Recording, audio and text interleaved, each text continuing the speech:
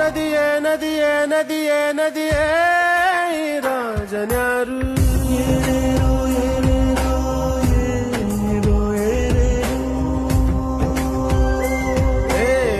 ವಿಧಿಯೇ ವಿಧಿಯೇ ವಿಧಿಯೇ ವಿಧಿಯೇ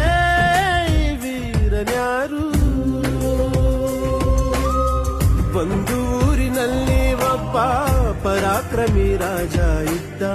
ರತಿಯಂಥ ರಾಣಿಯೊಡನೆ ರಾಜ್ಯಭಾರ ಮಾಡುತ್ತಿದ್ದ